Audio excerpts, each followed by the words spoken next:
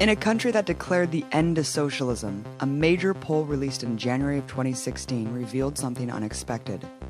43% of people under 30 in the US view socialism favorably, compared to only 32% who view capitalism favorably. This shows that despite a concerted effort to smother the ideas of a man who died 133 years ago this March, the analysis put forward by Karl Marx remains extremely relevant today. Marx is considered the most influential philosopher to ever live. With his co-thinker Friedrich Engels, they developed a way of understanding the world that has not only greatly contributed to the understanding of philosophy and economics, but also history, anthropology, political science, biology, and many other fields. As a young man in the mid-19th century, Marx embedded himself in the workers' movements in his home country of Germany, then in France, from where he was exiled to London for his political activity. In addition to dedicating himself to the scientific study of capitalism and social change, Marx was also an organizer and convened the very first international organization of socialists with the goal of overthrowing capitalism, known as the Communist League, whose slogan was "Working men of all countries unite." His work Capital is regarded as the premier dissection of the economic system we live under. His discovery of dialectical materialism redefined the world of philosophy, and his rallying call, the Communist Manifesto, is considered the most influential political document in the world. As the US empire thrashes to survive the current global capitalist crisis, and with rejection of capitalism clearly growing among young people, I wanted to find out what it was about Marx's work that has had such a profound impact from peasants in Asia to miners in Africa to workers in the US alike. So I talked to someone who's been teaching students and the public about Marxism for years, Dr. Richard Wolff, professor of economics emeritus at the University of Massachusetts, Amherst. You're a Marxist economist. Let's start from the basics. What is Marxism, and what does it mean to have a Marxist lens with which to view the world? I think the best way to understand it is that the difference between Marxism and other things is that it wants to go to the root. It is radical in that sense. It wants to see these problems: homelessness, inequality, an economy that bounces around, having a recession or a depression every 3 to 7 years, a society that concentrates political power in a tiny number. These recurring problems of capitalism, Marxism says, are built into the system. And if you want to solve them, you can't do that within the framework of the system. You have to face the fact that the system itself is the problem, which is why Marxists tend to be people who abide by the idea we can and we should do better than capitalism. We should reorganize society because that will be a better way to deal with all those problems than dealing with them individually as if you could solve homelessness or solve inequality by a quick fix, by a marginal adjustment. No, the problems are systemic. So you have to understand how capitalism as a system works in order to begin to work your way to a solution. Could you give a brief explanation of dialectical materialism? Marx was a philosopher, so being a rigorous and systematic thinker, he didn't want to jump into economics, which is what he focused on, without grounding it in philosophy. So he begins as a student of Hegel, the great philosopher. When he begins his academic life, Marx began as a professor. He taught philosophy. His doctoral dissertation was on ancient Greek philosophy. He wasn't an economist when he began. He ended up thinking he had to study economics because of how philosophy got him there. And to be quick in a way of an answer to your question, he comes out of a school of thought that believed that ideas were the supreme achievement of human beings. Ideas are what you get from the most refined reflection that the human brain can do. If you're religiously oriented, ideas are what you get from God, from the spiritual realm. And so the world is really shaped by something prior to the world, namely ideas. So the notion is, sometimes called idealism, that the real world is the product of ideas. And if you want to really understand the real world, go to the ideas that make it what it is. Religiously, in the beginning, there was nothing. Then there was first God, which is a non-material idea, and that creates the world. Remember, in Genesis, 7 days, God, a spirituality, creates the materiality of the world. Marx rejected that. For him, the material is just as important as the ideal. If you want to see where the material comes from, it's shaped by ideas. But, and here comes his radicalism, it runs the other way too. The ideas don't come from nowhere. They come out of the real world. The ideas we have as people have to do with the real material problems we have as human beings and how we solve them. Where do we get our food? Where do we get our shelter? How do we get protection as little children from the elements, from our parents? All of these real material matters of life and survival are shaping our ideas every bit as much as our ideas shape the reality.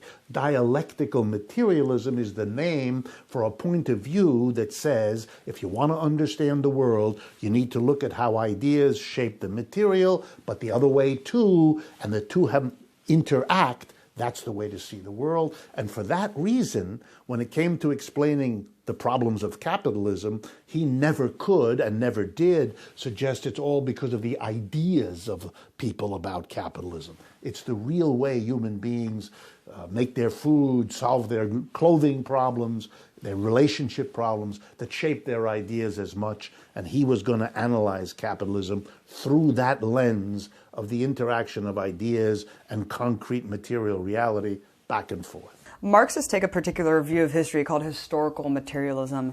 How is the current area of capitalism fit into the long history? I think you've mentioned this before, just how this is just the latest chapter in a long history of economic development. The basic idea is that every economic system has in it conflicting forces. The language in Marxism is internal contradictions. The system has in it problems it is constantly struggling with because they're built into the system. And for long periods of time, it finds solutions. But in the end, historical materialism says, the internal contradictions become unmanageable, and then there's a kind of explosion, the system dies, and a new one is born. So we had slavery, for example, in various parts of the world. It was born, it evolved, it had its contradictions. For example, the contradiction that the only way a slave system can continue is if you replace the slaves that reach old age and die, and that's become a big problem for many slave societies. And so eventually, the slavery couldn't solve its problems, and it died, replaced by feudalism in Europe, which went through the parallel process, and then it blew up. It couldn't solve its problems. So historical materialism begins to look at capitalism through the same lens. What are the internal contradictions? How do they bedevil the system? What solutions for a while have they found? But when and where might we get to a level of internal contradiction that makes the system tremble, makes it vulnerable, and at that point, if revolutionaries can see and understand what's going on, they can intervene to move to the next system, to get beyond this. Just like rebels overthrew slavery, rebels overthrew feudalism, the expectation of Marx was that capitalism would generate the contradictions, then the tensions, then the failed solutions that would then bring into being the rebels with the ideas of criticism, Marx himself being one of those, who would eventually move to the next system. To illustrate it as concretely as I can, let me give you an example of the kind of contradiction Marx found in capitalism that has been crucial for everybody else. And I pick it because it's so relevant right now in the United States and around the world. Every capitalist I think most of the folks watching know this just from their personal life. Every capitalist is always trying to either make more money or survive competitively by saving on his labor costs. One capitalist does it by substituting machines for working people, automating, getting a computer to do what he used to have 50 people do, etc., etc. Another capitalist does it by trying to get cheaper workers in place of more expensive ones, hiring women, if they're less expensive, to do the job that they used to pay men more for, hiring immigrants rather than native folks, moving to another part of the world where wages are much lower. We all know that. So capitalists are always trying to save on labor costs because they can make a better profit if they do that. But here comes the contradiction. If all capitalists are reducing the number of workers they pay or reducing the pay they give to their workers, what will result is that the working people have less and less money. And if they have less and less money, they can't buy what the capitalists are producing to sell. The capitalists, therefore, are destroying themselves, but they have no choice. They have to save on the labor outlay, and then that comes back and bites them in the rear end because there's no demand. If you've been so successful becoming rich as a capitalist, you've killed yourself. These kinds of contradictions, for Marx, are the beginning of the end of a system. It papers it over. For example, when people couldn't buy in the 1970s, the capitalist system kept going anyway. How did it do that? How did it keep going when the people didn't have enough money from their wages to buy? The solution was credit. We loaded the world up. House credit, that's your mortgage. Car payment credit, nobody buys a car except by paying out. Credit cards, which didn't exist before the 1970s for anything but traveling businessmen, and only a small number of them. And then when that was not enough, we loaded up, for the first time in American history, an entire generation of students who can't get a degree without loading up with tens of thousands of dollars of debt. We kept the system going. People could buy stuff even though their wages didn't pay for it by borrowing. And in 2008, the predictable happened. It turned out your fix only lasts for a while. You really have to ask, in a way that many of us as Marxists hadn't done for most of our lives. The problems of capitalism now are so severe, so systemic, so global, that we're beginning to wonder whether this system is going to find a way out. The Marxists are not the only ones wondering whether this system is coming to an end. The people on the other side of the political fence are very worried too. Yeah, you have billionaires writing op-eds. The Absolutely. pitchforks are coming for the plutocrats because they know what's coming. Let's talk about the bubbles. You're talking about the housing bubble, and I think that this is a really interesting indication. The housing crisis, the crisis of overproduction, the fact that we have more houses than we do homeless people. But because you had this crisis of overproduction, too much of something was produced and people couldn't utilize it. I mean, talk about that concept and why this is an inescapable phenomenon under capitalism. Starting in the 1970s, American businesses began to have what I like to call a eureka moment. They realized that in the West, North America, Western Europe, and Japan, 100 and 200 years of capitalism had built up impressive factories, offices, stores. But they were built up in the places where capitalism was born, Western Europe, North America, and Japan. That's where they had concentrated everything. And that's where they had drawn workers in off the countryside to become urban, industrialized working classes. And along the way, the workers, noticing how productive capitalism was since they did the work, demanded for themselves a rising standard of living. So roughly, from 1820 to 1970, particularly in the United States but elsewhere, wages rose. That's what, over that time, capitalists were doing so well they could raise the wages of their workers and still make out like bandits. So it was a system in which people began to get the idea capitalism works. It delivers the goods because it raises wages.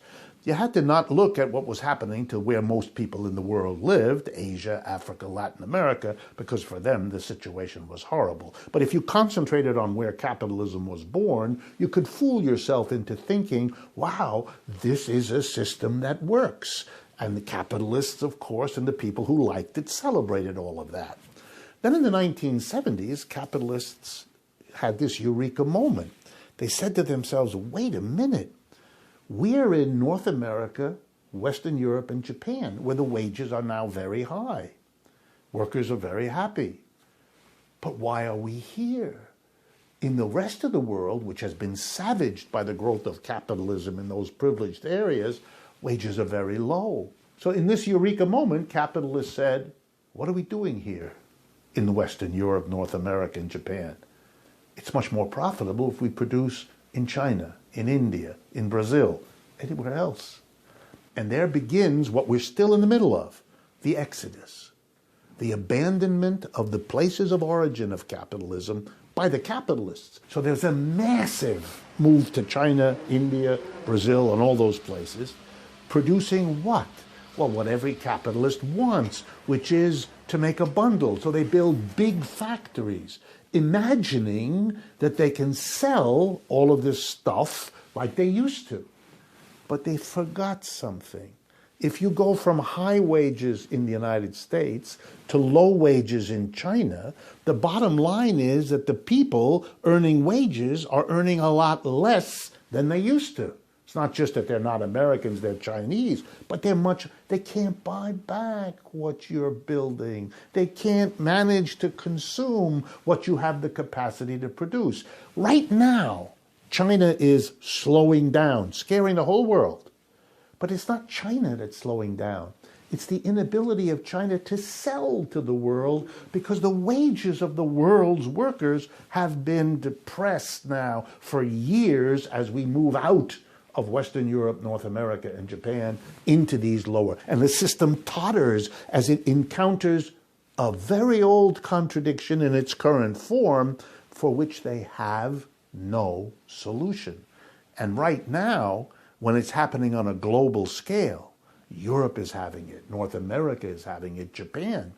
These are the centers of capitalism. They're in the most trouble right now, and they don't see a way out, and I don't either, which makes it possible, for the first time in my life, to begin to see a capitalism that is in fundamental shaking difficulty. And if I were to explain to someone why you get bizarre politics, unlike what we've had for a century, it's because of this. And here in the United States, you see the kind of theatrical buffoonery, but there's more to it. Why is Trump such a character in the Republican? Why is that party literally tearing itself apart? Because it can't cope. And even the Democratic Party, suddenly confronted with a socialist who isn't marginalized simply because he gives himself the name socialist. In fact, it makes him attractive. What Bernie Sanders is proving is that the interest in socialism has captured millions of Americans. I think that people are starting to understand this, and they're looking at things like the defense industry, and they're saying, we need an enemy. We need to manufacture this enemy to keep the war machine going since Eisenhower. But it seems like a lot of more libertarian-minded people are saying it's just cronyism, right? Yes, we live in an empire. Yes, we need this constant enemy, but it's really just the crony aspect of capitalism, and we just need to restore capitalism. You obviously go much deeper. How is all of this, especially the empire that we live in, directly related to capitalism? Every time a system's in trouble, there are the defenders of the system who say, well, yes, I agree, right now it's really crappy, it's dangerous, it doesn't work. But that's because something has come in to destroy the really pure capitalism. If only we had that, it would work beautifully. I understand it. That's a human, you want to hold on because changing systems is frankly scary, always has been. So this is a way you can hold on to a kind of loyalty to capitalism in general while joining in the critique of the way capitalism is here. The answer I would give, which will make these folks unhappy, is, look, capitalism is what you got. And if you don't like the way it's evolved, that's very nice, but imagining that you can go back to something pure that won't then repeat the same evolution to what we have, kind of begs the question, how come?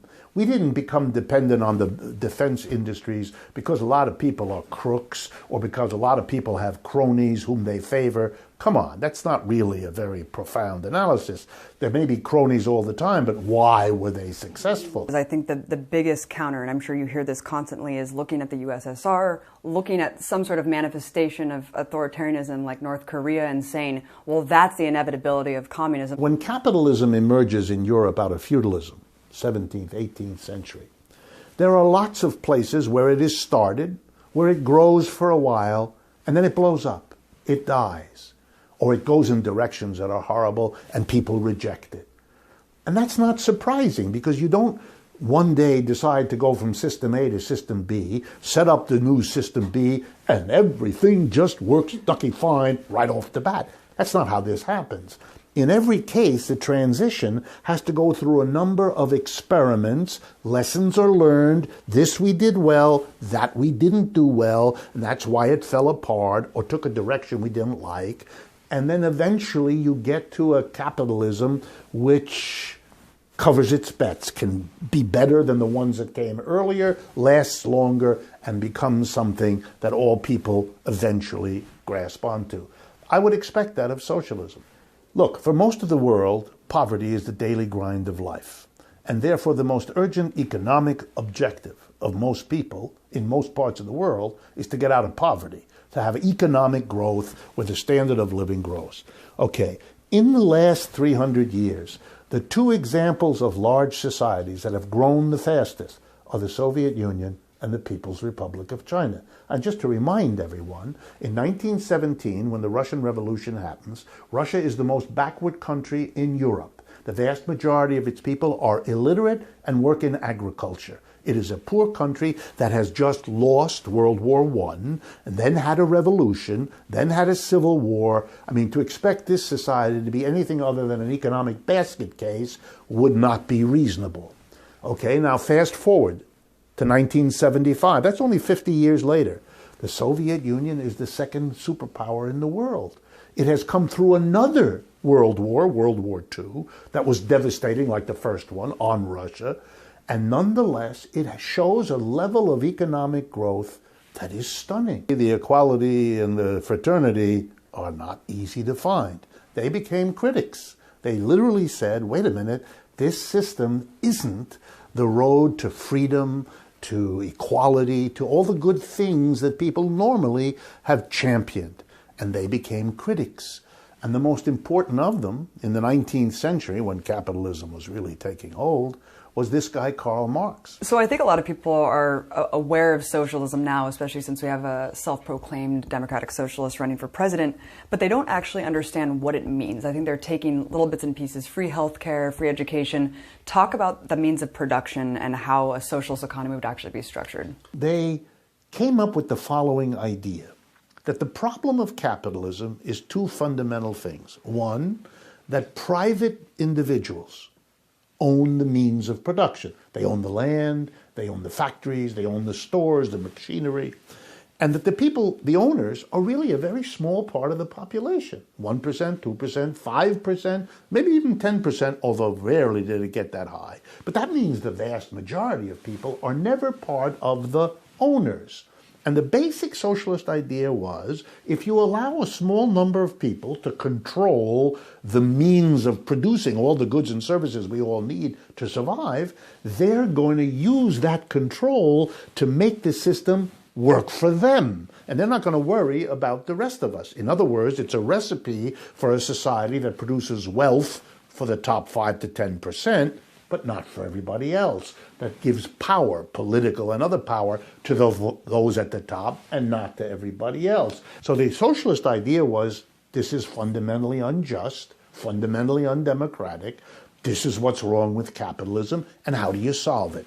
You make collective ownership, not private. The society as a whole should own the means of production, the factories, the offices, the stores, so that they are good for everybody, so that what they produce is distributed roughly equally, so that the influence and the decisions are made. So social, that's why it's called socialism. It's the society that should own. It focuses on the workplace. Its idea is the way you make sure that the government never again becomes an institution over the people, but rather simply an instrument of the people, is by making sure that at the base of society, where people live and work, the wealth, the productive capability is in their hands. If you want the slogan of 21st century socialism, it's this: democratize the enterprise. End this process where there's a handful of people who make the decision. In most American corporations, and corporations do the bulk of the business in modern capitalism, a tiny group of what are called major shareholders, the people who have big blocks of shares, they select who the board of directors is. 1% of Americans own 3/4 of the shares. It's highly concentrated. A tiny number of people, the 1%, own the bulk of the shares. How do you run a corporation? At the top is something called a board of directors, usually 15 to 20 people. How do you get on the board of directors? There's an election every year to get on that board. And the way the election works is, if you own a share of stock in the company, you get 1 vote. If you have 10 shares, you get 10 votes. If you own 1 million shares, you get 1 million votes. If you have no shares, that's how many votes you get. So there's no pretense of democracy. So if a handful of people own the bulk of the shares, they control everything. They select the 15 or 20 people on the board of directors. The board of directors decides what the company produces, how the company does it, where the company is located, and what's done with the profits.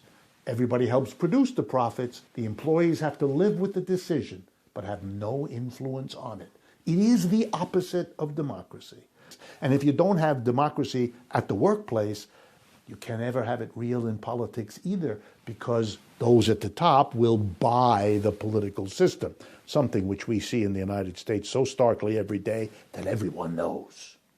If workers took over a factory that had a worker co-op instead of a top-down, and the workers together decided what to do with the profits, you think they'd give a few executives $25 million so they have more money than they know what to do with, while everybody else has to borrow money to send their kids to college? It'll never happen. You think a collection of workers, say 400 in a factory, considering that you could make more money if you moved the production to China, are they going to vote to get rid of their own jobs?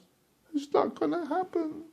They're not going to destroy their community by having an empty factory. They're not going to deprive their local government of the tax revenues to run the schools and the hospitals. And they're not going to deprive themselves of jobs. So what we've had in the last 40 years, all those jobs leaving, would never have left if it was the collective decision of the workers where this production is going to take place. And I wanted you to also just counter another argument that I hear constantly.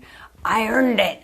You know, we earn this money. The best way to describe this is to go back to Karl Marx and his analysis of capitalism so that we all understand what earning is about. Let's imagine you are a person looking for a job and I'm the employer that you're looking to get hired by. So you come in and you sit down, you fill out your application form, and I look at you and I describe to you the kind of work we'd like to have you do. You'll come 9 to 5, Monday to Friday, and you'll sit over there and you'll do this kind of work, etc., etc. And we get through all that, and you're okay with that. And then we get to that big question: how much are you going to get paid? And let's say we dicker back and forth, and we agree on $20 an hour. So I'm going to pay you $20 an hour. At this point, Marx enters with a smile on his face and says, I'm now going to show you, the reader of his books, that when that deal is done, the $20 an hour, something is going on that you actually know, but you don't want to face, but I'm going to show it to you. When I hire you for $20 an hour, I know that for every hour that you give me your work, your brains, your muscles to work, I'm going to have more stuff to sell at the end of the day, because you're added to my workforce. You're going to help me produce more goods or more services or better quality goods and services than I would have if I didn't employ you. So I'm going to say to myself, it costs me to get Abby $20 an hour. What do I get out of it? I'm going to have the output that Abby adds by her labor. Now that has got to be more than $20. So the only way I'm going to hire you for $20 an hour is if you produce more in the hour than I give you. So when you feel in a vague way at the end of the day, as you walk home, that you're being ripped off, you're absolutely right. Or in Marx's language, exploited. So what does the capitalist say? I earned it. No, you didn't. He just ripped people off. The way most corporations work is 4 times a year. They take the profits they've made in the preceding 3 months, and they distribute a portion of them to their shareholders. These distributions are called dividends. So if you own a lot of shares, say because you inherited them from your grandma, or you stole money and bought them on the stock market, there are lots of ways of getting them. But if you have them, 4 times a year, you go to your mailbox in the morning and you get an envelope and you tear it open, and inside is a check for your share of the profits that have been distributed to shareholders. For rich people, this is millions of dollars. They have all that money. What did they do exactly to earn that money? Nothing. Those people are going to tell me they earned? Earned what? Did they ever set foot in the factory? No. Do they have any idea what this company does? No. They don't care. They are simply sitting there collecting. Well, let's now do a little logic. If there are people like shareholders who get a lot of goods and services they didn't help produce, then there must be elsewhere in that system people who produce what they do not get. So that means if we allow that we are saying, some people, your job is to produce a lot more than you get so that these people can get a lot more than they produce. For Marx, he stands up and says, I rest my case. This system sucks. Famous socialist Rosa Luxemburg once said that it's either socialism or barbarism. Here we are 100 years later. In what ways have you seen that play out today? The 62 richest people in the world, most of whom are Americans, not all American, but most of whom are U.S. citizens. The 62 richest people together have more wealth than the bottom half of the population of this planet, roughly 3.5 billion people. That's beyond obscene. I don't know what, I don't have an adjective that captures this, but I can describe what it means. If you look at all the statistics of the World Health Organizations, the bottom half of our population are people who die way earlier than they need to. Why? Because their diets are no good, or they don't have enough food in the first place, or they can't get to a clinic to have little problems that are easily solved by modern medical methods taken care of. It's unspeakable what happens to the lower half. If we took half the wealth of the richest, and they would still be the richest, and made it available to the bottom half, it would transform their lives, literally. Now, there's no moral or ethical justification for this situation.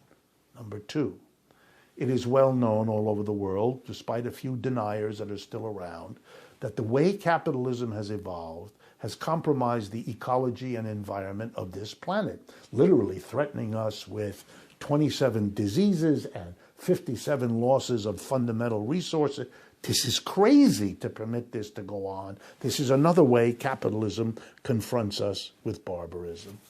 And the third one is, and here the United States plays a particular role, is this notion that the Western world, the world that has the wealth and the military might, is in a war, an endless war against something as vague as terrorism, whatever exactly that is, and that this is used to justify an endless use of resources not available for people's needs, but to combat one enemy, real or imagined, after another. So we literally confront an endless military warfare state, a cataclysmic destruction of our natural environment, and a level of inequality that has no justification. Our entire economic situation would have been completely different in the last 30 years if we had had a movement, if we had had organizations to make these demands, because I haven't the slightest doubt that the majority of Americans will support all of them. You know, it used to be at this point in an interview, I would have to look at a skeptical interviewer saying, oh, Americans support this kind of socialistic stuff, but I don't have that problem anymore because Mr. Bernie Sanders has done me a favor by throwing his hat in the ring in the Democratic primary and running around the country as he's been doing. As a socialist, he has proven for all Americans to see that the support for something other than capitalism has now captured millions of Americans. And we don't know how many millions because that still has to be shown. And the argument that was heard when Occupy Wall Street emerged in 2011, that this is a tiny group of people who don't represent anything, all that's gone because Mr. Sanders has said, well, let's see. Let's see how many people are critical of the 1% versus 99. How many people will support a candidate who says that every day and who even accepts the label socialist? And the answer is millions.